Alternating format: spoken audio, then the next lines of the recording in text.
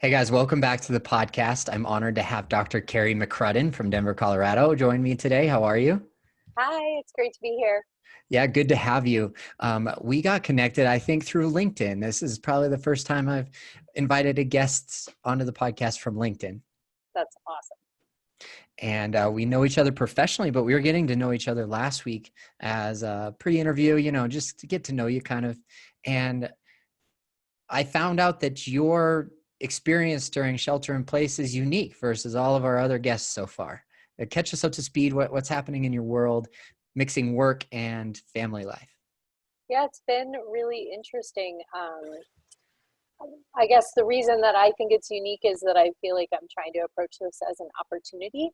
And I have been going into my office, but changing over to see my clients virtually. And that's been a really interesting experience, but trying to keep some of the things in my world the same, like getting up around the same time and going into my office. And so those cues that cascade are regular day-to-day behaviors, I've tried to hold some of those as sacred, and then obviously all sorts of new cues, like what do you do when your internet is down and you have 4 Zoom calls in a row, and lovely things like that. hmm That's definitely why I brought it up, is because you mentioned the word cues. And when we were chatting last week, I was telling you I'm not normally the guy that makes his bed in the morning, Mhm. but adding in a new behavior because I'm working at home full time for the first time in my career, this was a need for me to kind of set my morning routine on a roll. Yep, absolutely. And to give your brain the message of like, hey, it's time to get going. hmm Things like showering and still getting dressed in my work Yes. uniform, which happens to be like formal pajamas. But in your world too, is like dividing your time between home and office Right. um, is like a new way of operating your business right now. Yeah, definitely. And it's been interesting. So myself, like lots and lots of folks out there, I have a kiddo who is doing online school. And so now all of a sudden, the question is, how do I work and have a kiddo at home? And how do you balance some new, there's certainly some new challenges to work with these days. hmm And you're co-parenting with her dad. So she's Yep. going back and forth between homes. And Yep. then another unique piece of your life is that you're dividing your time between your significant other and your home. Yep. So just bring us up to speed. Tell us a little bit more about that. Yeah, it's been that's been true for a while. So my boyfriend and I made the decision that as much as we really enjoy each other's company and feel incredibly fortunate in our relationship, we don't live together. And we are now 5.5 years in, and we still don't live together. Mhm. And at this point, now I have a teenager, and I'm not sure that you would ever voluntarily move in with someone in their teenager if that seems like cruel and unusual punishment. Um, but it makes for an interesting life. In terms of COVID, I feel like it increases my exposure. So that's one of the things that I'm telling people is, okay, I'm probably a pretty high exposure person. Like, I live in 2 households. My daughter lives in 2 households. But that notion of psychological flexibility and kind of going with what we have, and some of it is the same and some of it feels really different. hmm And I really appreciate the self-disclosure there. Oftentimes, mental health professionals don't share too much of their personal story, but why that's important for us to talk about today is because of that achieving psychological flexibility in your life Yes, helps you kind of ride the storm and cope a lot more than it normally would. absolutely. And also it helps me feel less boxed in. So one of the things that is nice about how I'm running my life is that I'm not needing to check traditional boxes to make myself feel okay. It's really cute, actually. My boyfriend talks to his great Aunt Laura, who is 96 or something like that, right? She's charming. And she tells us all about how she's flirting with one of the guys down the hall and how she's started a Sudoku game with somebody else. And it's all very adorable. But every single week, and he talks to her every single Sunday, it's quite sweet. every single week she asks if we've gotten married yet. So I know that this is a relationship podcast, and I guess one of the things that I would invite your viewers is that sometimes having a different or more flexible view of things can be a lovely way of doing things without Mm-hmm. giving up, the tradition that is important to me is commitment. Mm-hmm. And that I feel like I have in spades. And so that's wonderful. But we aren't married. We don't live together. So Mm-hmm. it's an interesting dynamic. I completely respect that. And the last time that I brought this conversation up in my own personal life is, just exploring dating a divorcee. I'm a divorcee, and just asking the question of like, is marriage on the table for you ever in the future? Mm-hmm. And for me, it's somewhere where I'm flexible. It's Yeah. not a non-negotiable where I have to have that the rest of my life, Yep. because like you, the commitment and the partnership is so much more important than the label. Right. And I think that really speaks to circling around to that notion of psychological flexibility. What are your values and what's most important? And for me, the value of commitment, the value of being in a healthy relationship, the value of then being able to, I think I'm a better person when I'm in a healthy relationship. And I think I have better information to share with my clients when I'm in a healthy relationship. Um, and so that value of health and that value of commitment, if I can have those, then I can be more flexible on some of the other things. Would I like to get married eventually? Sure, absolutely. Would I like to marry my, current boyfriend? Absolutely. I think he's fantastic. So, so we'll see how that goes. Yeah, sounds like you're really blessed in that perspective of being grateful for what you have right now and not in any hurry to get to the next societal box to check off. Absolutely. And that notion of contentment, I think, is one of the great secrets to mental health. So obviously I'm a psychologist. I'm, a fan of people taking care of their mental health. I'm a fan of taking care of mine, right? Uh, but but I think one of the easiest ways to have a robust and solid sense of mental health is to be able to look around and understand and enjoy what's good in your world now. And that doesn't mean it's not that fake Pollyanna, if I only focus on positives, that's the only thing I'll get. That's not really very accurate to how the world works. But instead, if you can take a look at what is positive and then also not be afraid to have a realistic assessment of what isn't going well and what would you like to do about it. So, but I think it starts with that. It's easier to take a look at what isn't going well if you're willing to give yourself some credit for what is. I love that perspective. Correct me if I'm wrong, but the Gottman Institute does a lot of research on this ratio in a relationship of 5-to-1 positive to negative conflicts in your relationship. And if you're maintaining a balance of 5-to-1 or higher, then you're generally moving forward in your relationship. Yeah, and that's true both with your relationship with yourself and your relationship with others. But the thing that's tricky about that 5-to-1 ratio is this one negative needs to be matched by 5 positives at the same level of emotional intensity.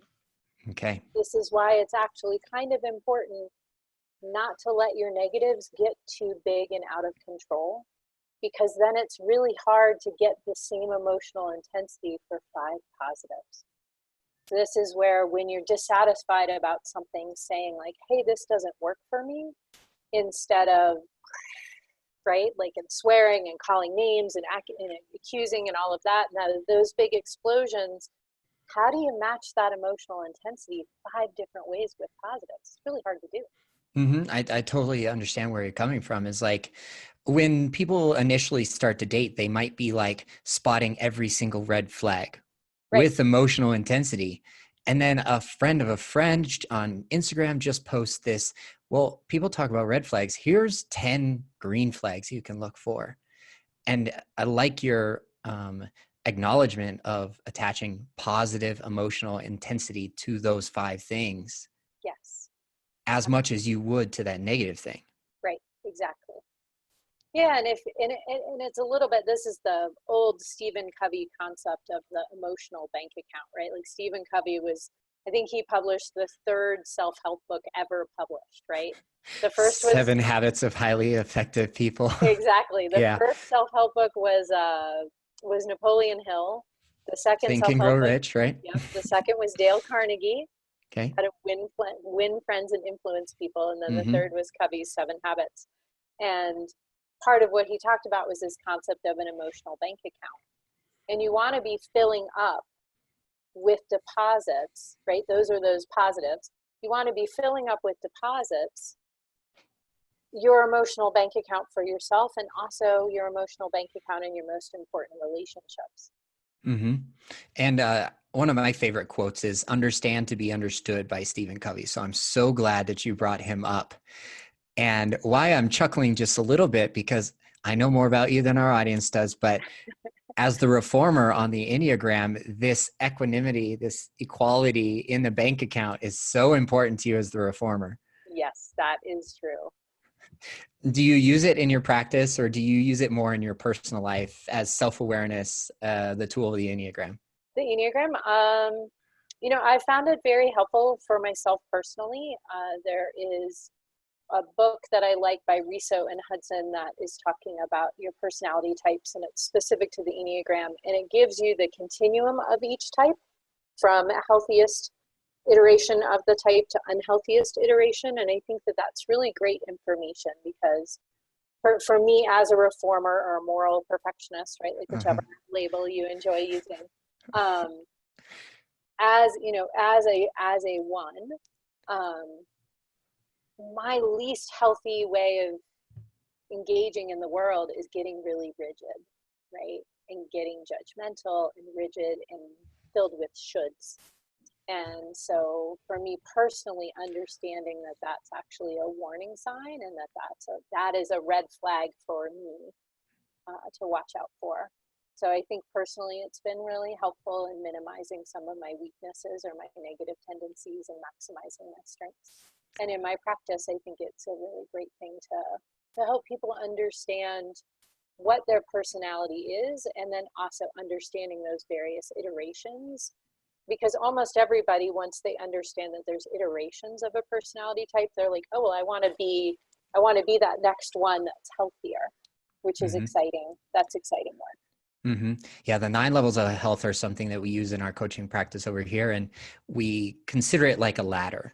Mm-hmm. You know, do we want to be on the bottom rung, or do we want to be climbing towards the top rung of the ladder? And it paints a very comfortable picture in our clients' minds and in our audience's mind about, okay, well, I only need to go one ladder at a time, one ladder rung at a time. Yeah, and it's that notion of nothing's ever bad necessarily. It's just more and less healthy, more and less strategic, or more and less helpful. And that's languaging I use a tremendous amount in my practice. Is what's your next strategic move? And given that way, that seems doable for people. Mm-hmm. And I can understand a whole lot more about why achieving psychological flexibility would be important for you right now. Absolutely, and I think it's actually important for all of us, right? Because right now we have a lot of uncertainty, we have a lot of incomplete information, and we have a tremendous number of constraints that we aren't really used to. And all of those things tend to activate our threat matrices in our brain. And once we're threatened, we tend to get rigid, protective, defensive, and tense. And Mm-hmm. all of those things are the opposite of healthy, open, curious, right? And so increasing curiosity, decreasing rigidity and fear, I think is a really big goal at the moment. Mm-hmm. I can totally relate to that. And that's definitely the next direction of our conversation, where we want to go is um, when a pandemic or a stressful situation like we've never seen before comes in Yep. to our lives, we have that fear response. Yes. And I was sharing with you 2 to 3 days immediately after following the gym, I went into fear response. Do you know And anybody who hasn't dipped into that, right? Like I know I've dipped into it from time to mhm, time. It's okay. mhm. It is absolutely okay. And it's part of the stages of grief too, where Yes. we have to grieve our former lifestyle. But what we were talking about is to acknowledge and adapt because we never know what tomorrow holds, even with or without a pandemic. Right. Yeah, it's really quite cute that we have this notion that we used to be in control and now we're not. The answer is that we've never been in great control and now we're not. So that idea is to acknowledge the reality that you actually have in front of you and to accept that that is what you have. And it's really important to understand that the notion of acceptance is not the same as approval. Approval is, I'm on a call with you and I'm glad I'm doing it. Acceptance is more factual. I'm on a call with you. And it takes out that judgment piece. In this case, it's positive judgment. I'm really glad to be here. But it just removes that judgment piece and instead keeps us focused on the factual observation of what reality is. We're Mm-hmm. on a call, Mm-hmm. right? And then the next question, instead of what's the judgment, the next question instead that I'm recommending that people ask themselves is, what's my next best move? Given that this is reality, what's my next best move? Mm-hmm. And then it's a softer experience of the world, because when you're acknowledging reality and then you're immediately dumped into judgment, it tends to limit your options, and it also tends to increase your desire to control other people, which is not generally well received, and also tends to be ineffective. And interestingly, when we're in that threat matrix and we are in that desire to control other people and then it doesn't work, the typical response is then to try and double down and control more, Mm-hmm. which is just as ineffective as the first go around. So it's not the cycle, it's not the trajectory you want to be in, right? You want to be in this trajectory of building instead of in this spun out trajectory. Mm-hmm. And a key point that you made while we were talking before is a focus on the process as opposed to the outcome. Yes. And I just found that to be so useful in my professional life right now. My personal life is what it is. Like, I'm not expanding that at all right now. But what I am doing is I don't want to use the word double down, but I am reinvesting in the personal relationships that I already had. Well, and doubling down can be a great idea as long as it isn't doubling down and trying to bully someone into behaving the way you want them to.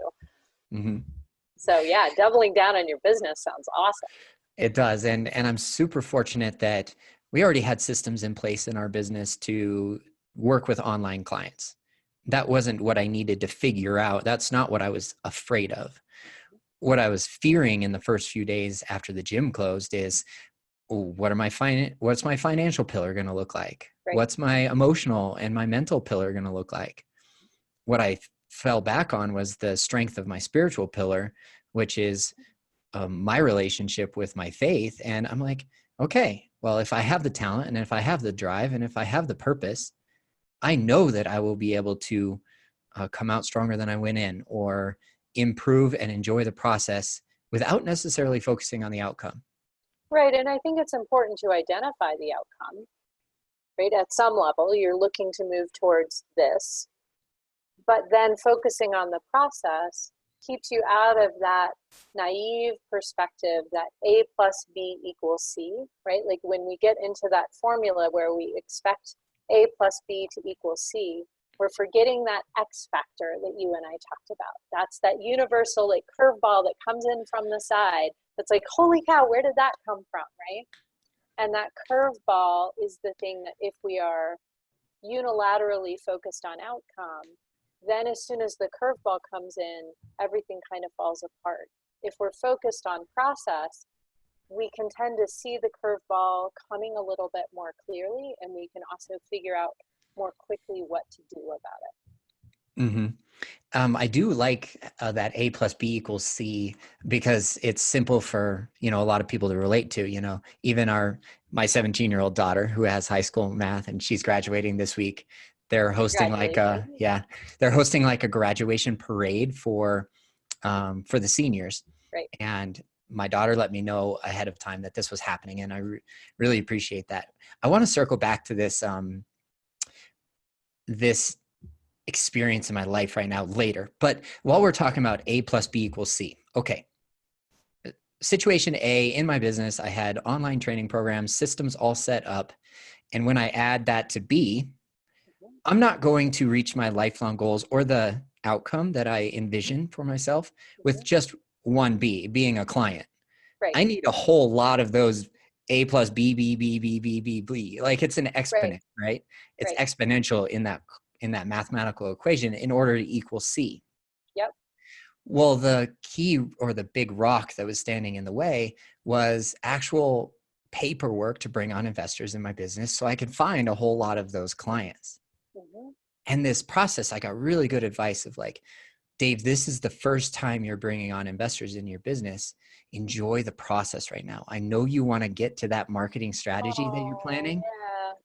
but relish this moment and stay present to this experience because you'll never do it again. Right. You'll never get this time back where I don't have anything else diluting my focus right now. I'm so not blinders on, but I am tunnel focused on this project that's keeping me healthy, Yep. happy, moving, productive, purposeful, all of these things like the 5 to the 1 Yep. You've got that it going. I'm trying to rock that out. And I'm okay with the curveball because that's part of the process, that universal X factor. Well, and notice that you took that curveball, that universal X factor, and then you created a formula from that. That's pretty cool. Because instead of waiting for everything to line up, you took a very unexpected event, COVID, gym closing, holy cow, what do you do next? And you turned it into an opportunity. So it sort of circles all the way around the beginning of our conversation. It really does. And within that opportunity, it would not have come to me if I had not honestly, vulnerably, and authentically shared the story of what I'm going through with these investor partnerships that I'm creating. Right. Like I'm going to people that I trust and that I've known for a while, and I'm sharing needs for support, just emotionally and mentally right now. Mm-hmm. Mm-hmm. My outcome was never to receive a financial benefit there. It was Right. simply just like, hey, you know what? If I have to borrow money from you, would you mind? Why don't we just talk about investing in my business instead? Right. And then I'm telling that story to other people, and they're like, Dave, are you looking for more investors? And Because it's, this oh, cool. project. I like this project so much. Can we help more people? Let's do this together. Right. And And I love it's that notion of collaboration and coming together as part of the solution. I think that's terrific. mhm. I'm definitely grateful for it at this time. It's just like, had I been juggling all the other things I had before, going to the gym, seeing my daughter every other weekend, and then managing my social life on top of that, Yeah. I'm just spread so thin that I wouldn't have been able to direct my focus on that purpose, which is not necessarily the outcome, Mm-hmm. but my purpose drives me towards that outcome every day Absolutely. through the process. I love it. Yeah, I'm super appreciative. Oh yeah, so we were talking a little bit earlier, and you almost on the verge of talking about like acceptance and uh, approval. Yep. That's why I wanted to talk about my daughter's graduation. So Yeah. let's talk about acceptance, self-acceptance, acceptance from other people, and seeking approval. Let's talk about this from your point of view really quick. Okay. So one of the things that we're seeing right now with a lot of seniors, my guess is probably yours included, is this is a really lousy way to graduate, right? Like there's no celebration, there's no good closure, there's no, we're doing car parades instead of actually handing a diploma to someone and looking them in the eye and telling them, good job, right?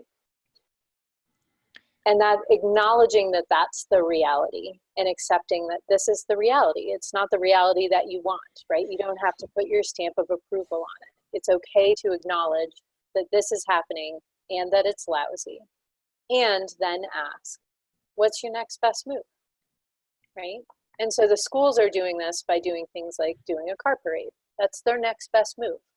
That's sort of the safest, most logical, easiest to put together that people will participate in next best move, which is awesome. So that's kind of a good example of acceptance of reality, even a reality that you wouldn't wish for, ask for, approve of, or generally, want in your world. It's just the reality that you have. Mm-hmm. And we have to accept it, and we have to achieve psychological flexibility without getting upset or attached to the outcome.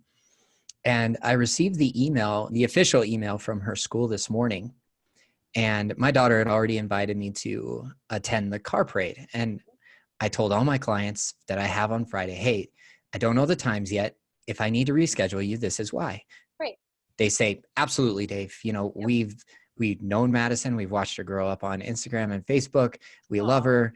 One of them has actually met her and spent good time with her, and they have this good bond. So They totally get it. And I received this email, and I'm starting to go through the details, and it looks to be like a really good solution to the families who are going to need to attend, although it's a total disappointment for Madison because of the trip and the experience and all the hard work she's put into her high school career. Yeah.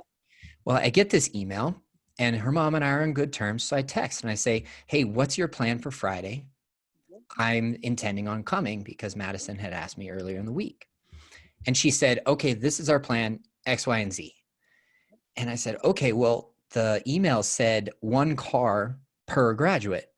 Can I ride with you so that we're in the same car? And she said, no, because it only allows 1 parent with the child in the car. And instead of like, this to me is like a sign of personal growth, I guess, if I could just say it as plainly as I possibly can. But like, I rethought that and I said, well, no, that's not necessarily what the email said. And I responded with that. And I said, hey, I got the email that said 1 family. Right. Not necessarily limiting to 1 adult or 1 driver for the car. And Facebook said one thing and the email said another. So we weren't arguing about it. Right. I said, okay, this is the fact that I know. That's the fact that you know. Let's be flexible. Okay, well, Madison wanted to drive her truck. It only has 2 seats. Okay, let's be more flexible because I still want to go. Okay, what's my opportunity to go to the parade but not ride in the car? Well, I just have to stand on the side of the road. That's not what I want. Right. I want to be there for. I want to be there. You want to be a little bit more of a participant, right? Yeah, I do. Okay. And so we're doing this all via text, and I'm very, very understanding, very gentle, no reaction whatsoever, just responding back and forth. And that's where we're at, our co-parenting relationship. Yeah. And I said, I know that, can I just ride with you or something like that? And she's like, oh, well, I've got it figured out. My mom's going to come up. She has a truck with 4 doors. You can ride with all of us. Perfect. And we reached this agreement that works win-win for everybody. Yeah. I respect her so much more for doing that. Yeah. And hopefully, here's my point. Hopefully that I'm feeling this actually in our conversation. I'm feeling that she respects me more because I stood up for what I wanted to be a part of this experience with my daughter. Right. And that's why we're talking about acceptance. Yep. And you stood up for it without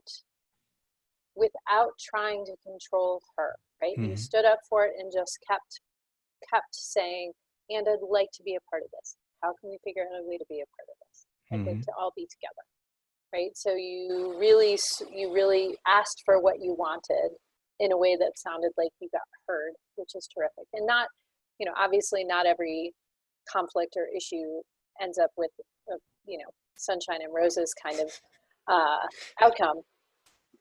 But my guess is regardless of how the outcome had come to bear, you probably could have looked back and felt proud of how you did the interaction. So at some level, and that's a part of what I mean about focusing on the process, is if you can focus on the process, even if you do or you don't get the outcome that you want, if you do get the outcome that you want, it's easy to look back on the process and be like, oh yeah, that was great. If you don't get the outcome that you want, it's great to still go back and look at that process and to be able to give yourself credit where you did something in a really positive way. And to also be able to say like, oh, or maybe I could have handled that differently. Hmm. Yeah, everything is a learning experience. And for me, as the Enneagram 8, control is very big. Challenger. It's it's like it's like our number one personality trait Yep. that rubs other people the wrong way. Great. And yes, I would have loved to have been there in any capacity because Madison invited me to be there.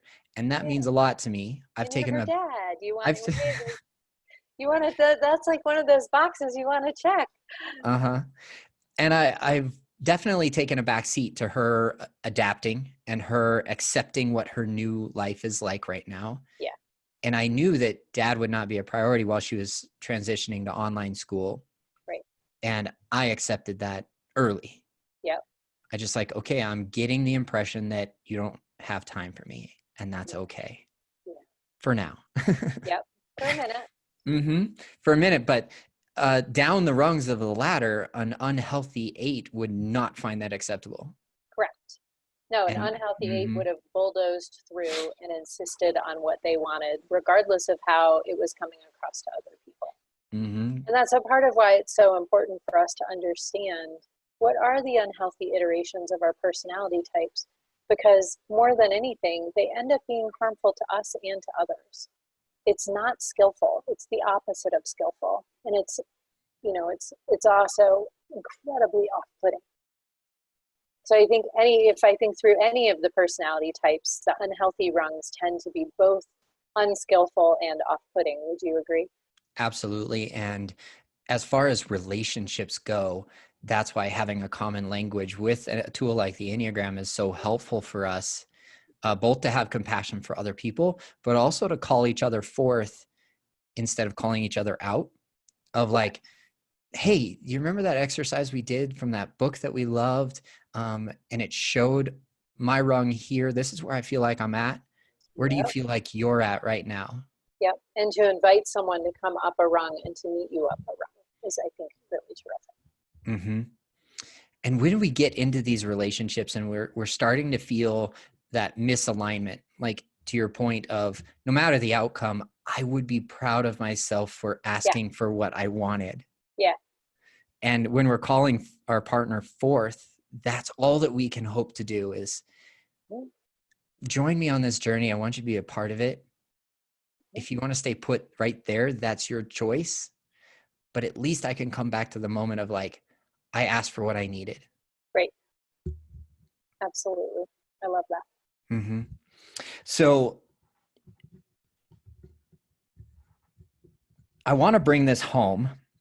And if there's one way for us to like bring it all together and just like land this plane um, from the topics of conversation that we were talking about today, what's one observation or key piece of the puzzle that we could really use in our lives right now based on our conversation today?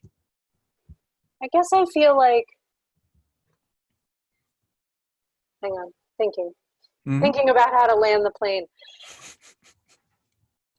I guess I feel like the message that I would give above most other messages that I'm currently trying to give people right now.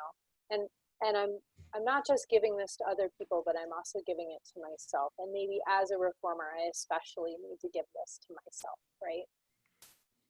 But the message that I would give is that when you have more psychological flexibility, it gives you more freedom because it gives you more options. And especially in this time right now, I don't know about you, but I'm feeling very constrained, and I'm not particularly fond of feeling constrained. Right? Like I wanted to go skiing for my birthday.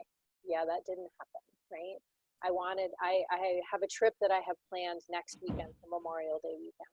Pretty sure it's not going to happen. I normally would have already planned a trip to go and see my family. Not going to happen. Right? Like, and those are just examples of travel, and I think that's an obvious example of constraint. But there's lots of other constraints that we're all experiencing right now. And so, one of the reasons that I'm leaning so heavily on psychological flexibility for myself, and I'm also encouraging others to do it, is that it's one way to feel less constrained. So, if you can, at the very least, have your mindset be open, then it will actually soothe some of that threat that we're under, that I think is feeling so difficult for people to feel right Hmm. That's very well said, and it brings to light something that I've been pondering really recently, and it comes from my fear-based decision making in the first week or two of shelter in place, where my fear said, "Okay, don't date. There's no room on your plate Yeah, for dating right now," right, and as it turns out, that was a really good decision. right. Yep. But as this thing goes longer and longer, we're creeping up on exactly 2 months right now when we record this, that I'm like, that necessarily isn't working for me anymore.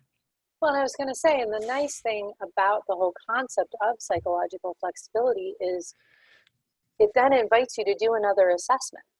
Is that still working? Right? Like, Hmm. because the decision that you made 2 months ago was probably really solid. Right now, do you reevaluate? And the answer may be that reality still isn't really collaborating right now on dating. Hmm. Unfortunately, I think that might be a little bit true.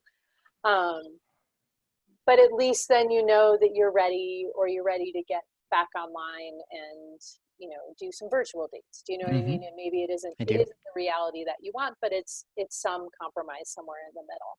But that notion of reassessment, and that's a part of why flexibility is so important and why rigidity gets so limiting, is once you've rigidly made a decision, it's almost like you've walked into a corner and then you're complaining about the view, right? Well, it's time to like turn around and see what your options are.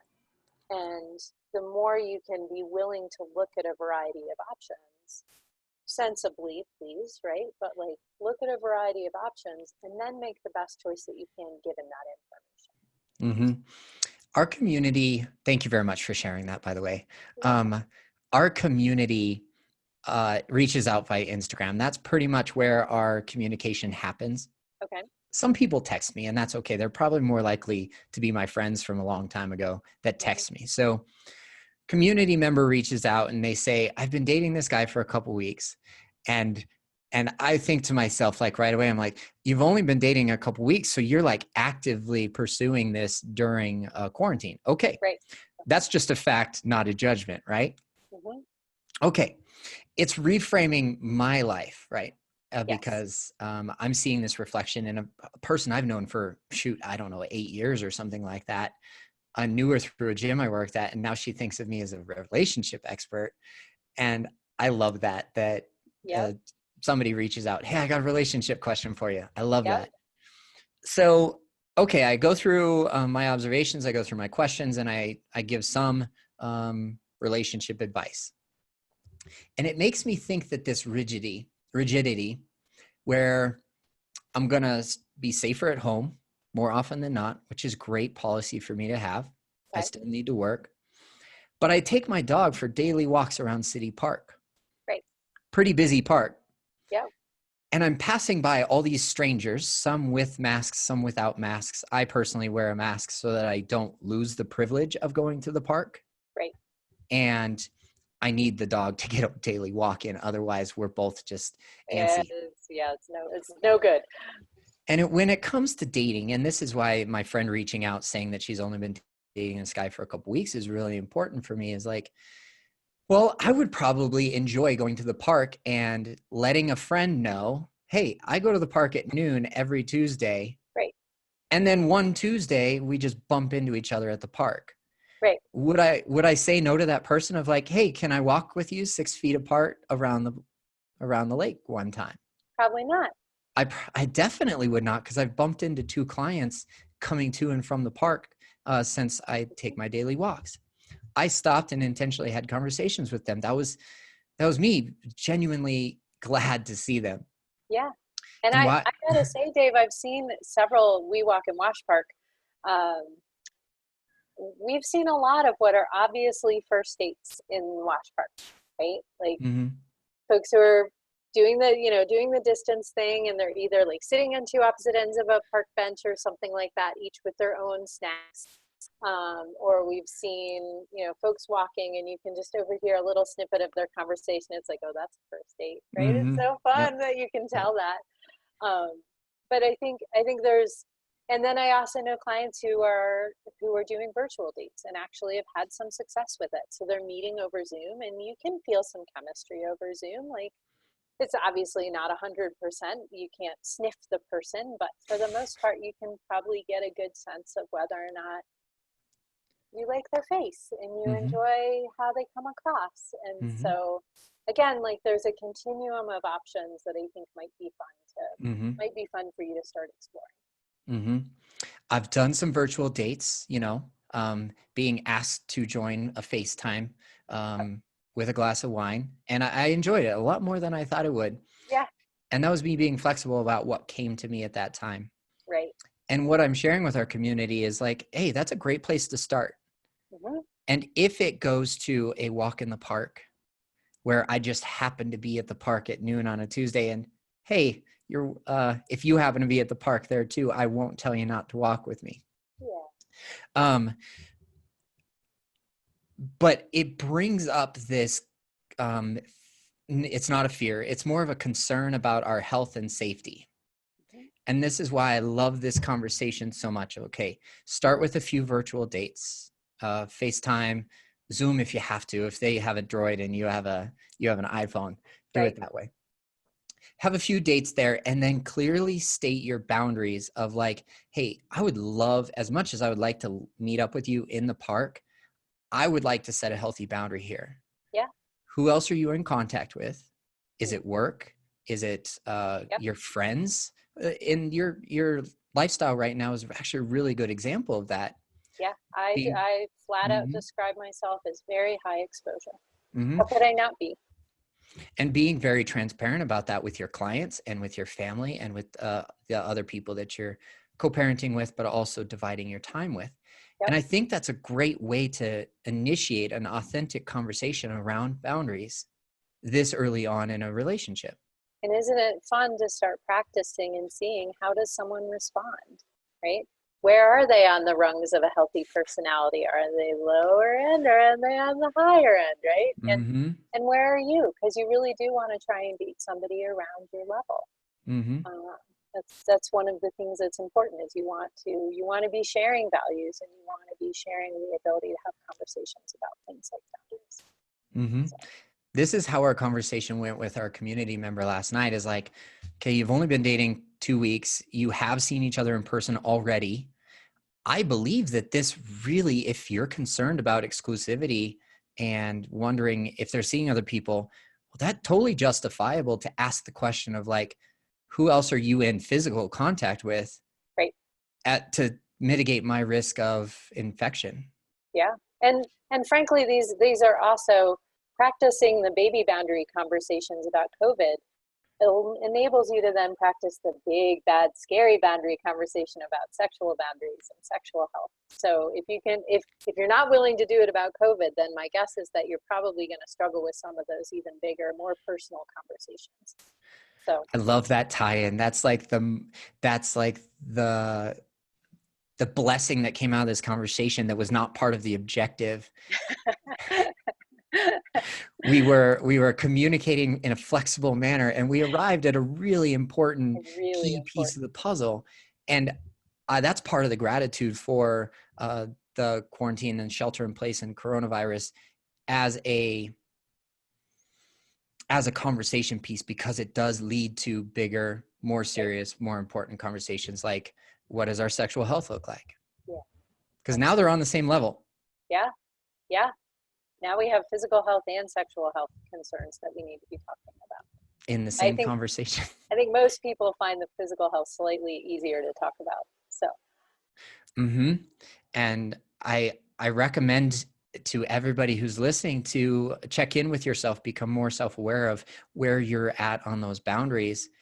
And that possibly is not possibly, that is for sure one of the reasons why I tabled dating 2 months ago, yeah, is fear for my health, because if I'm not healthy, I can't work. And as a business right. owner, I have to support myself plus my daughter and this list of bills that I have.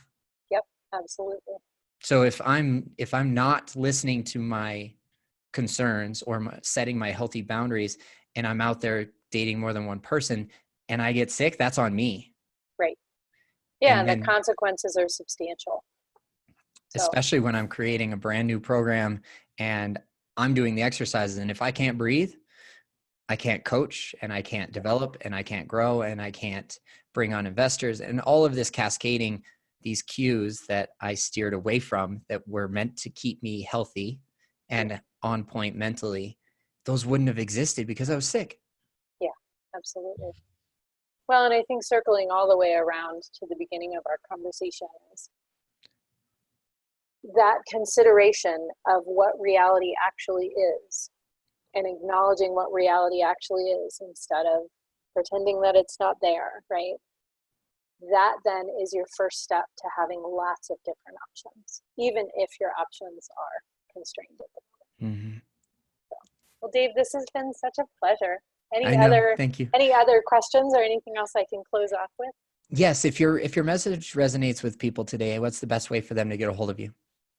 Two easy ways to get a hold of me. The first is my website, which is coloradotherapycare.com, and the contact page on there. More about services and all, and then also people are welcome to reach out to me directly. And Mm-hmm. if you're reaching out to me, 3949-3649. Okay, we lost a little bit of internet there. I'm going to have you We start. just freshly. Yeah, it's becoming that peak time right now. How are you on the audio? Are we back yet? Almost. I hate technical difficulties. It's okay. I can hear you. Can you hear me? Yes, that's All better right. now. Let's start up right after. You said your website. I got that. Let's start at contact page and then fill in your other thought there.